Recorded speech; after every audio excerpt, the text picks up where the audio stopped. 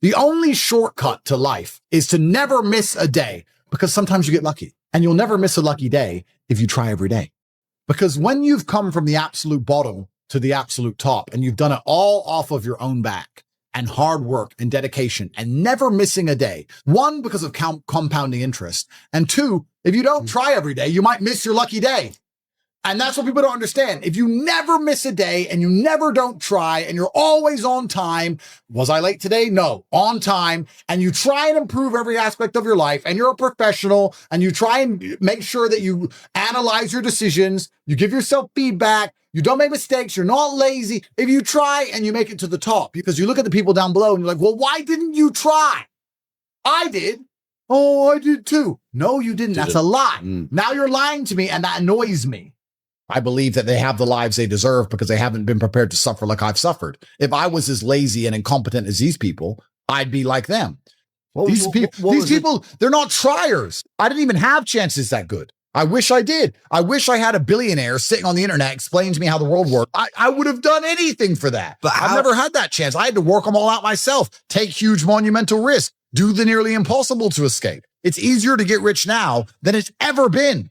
This goes back into my mentality about the kind of person who takes risks and takes action. So then people will say to me, this is what's so amazing. People say to me, oh, how do you have all these big Addies? How do you have $100 million of cars? You're so lucky. It's not luck. It's never been luck. I've been the person who took action. And if I were to tell you right now what action to take, you won't do it. So I'm not going to feel sorry for you when you fail.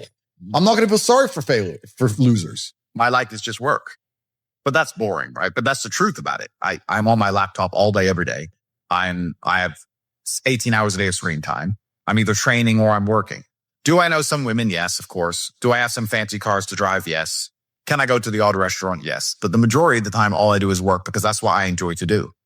I don't think most things outside of work are as entertaining as the work itself. That's why I'm successful. Yeah, I do have women who I know, and yeah, I can have that crazy lifestyle, and I did it for a while.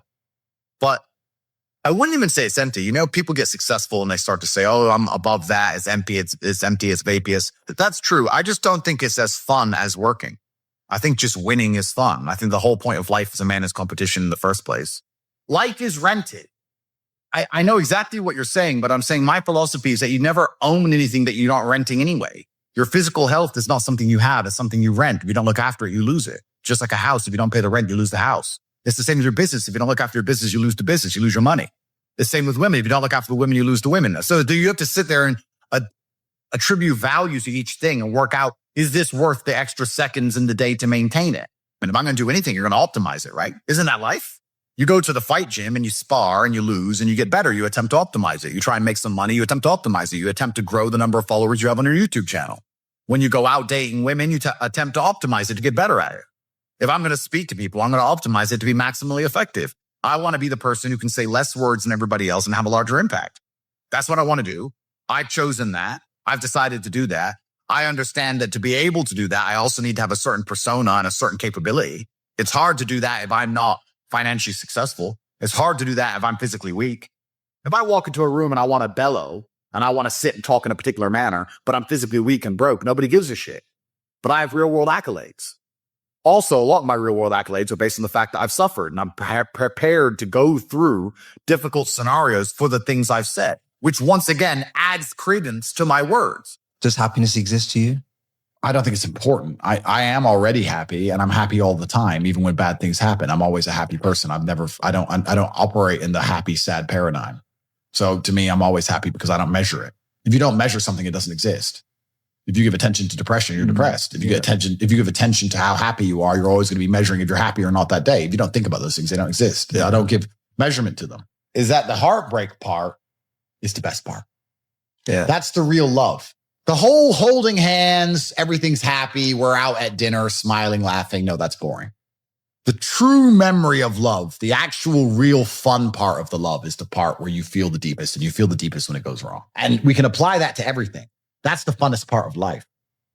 Funnest part of life. It's never fun at the time, but in retrospect, when you want to use hindsight and analyze your entire life via the lens of your mind, when you go back in time, those bad times are the best times. Yeah. Because I believe as a man, chasing happiness is probably the most asinine thing you can do. It's the easiest way to lose as a man is to chase happiness. What will make me happy is not how you win as a man. How you win as a man is I don't care how I feel, what must be done. And really the only thing that's fun in life is work. The only thing that's fun is the thing that made you rich in the first place. That's the reason it made you rich, because you found it fun.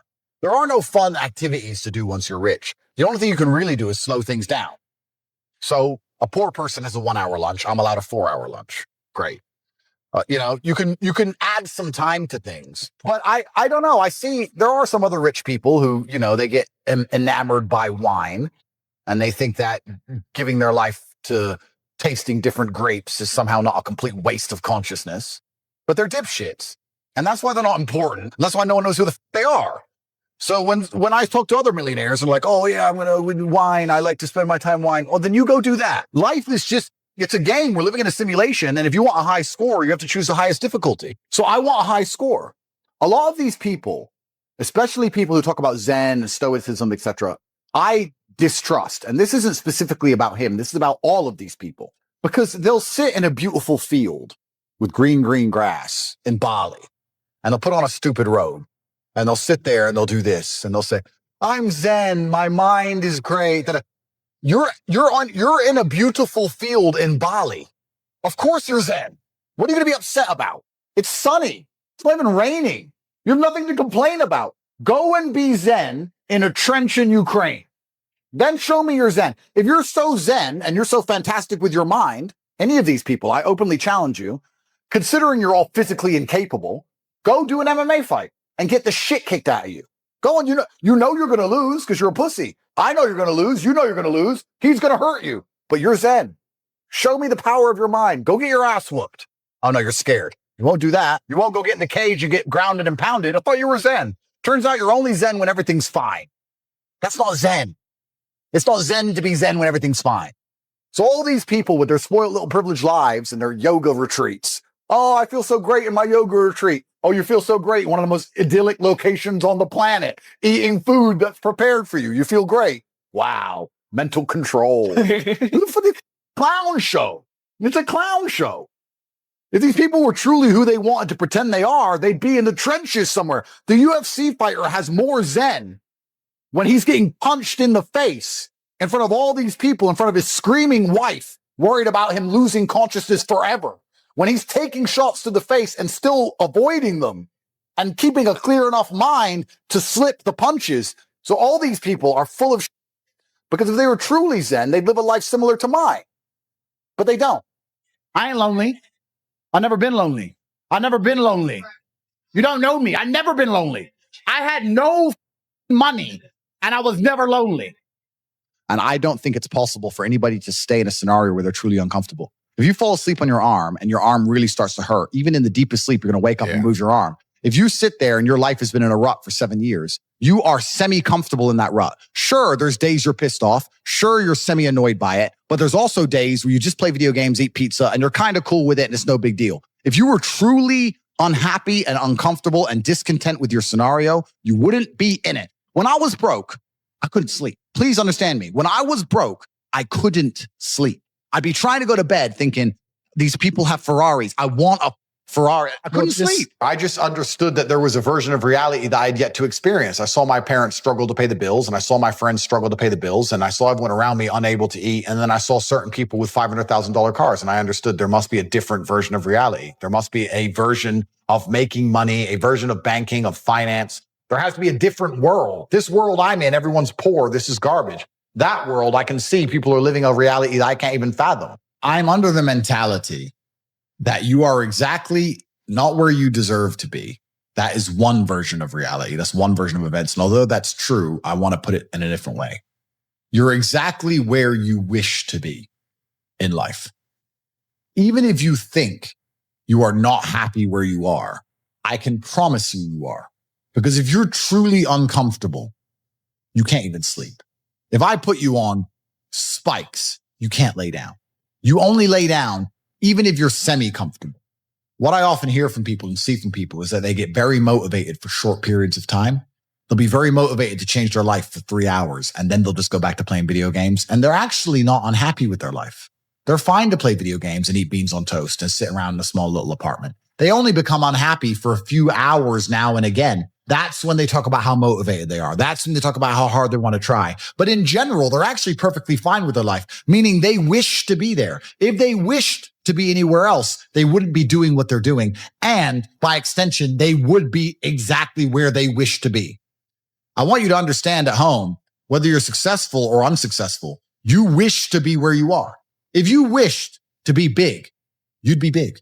You would train all day, every day. There is no such thing as wanting to be big and wishing to be big, truthfully, and not being big.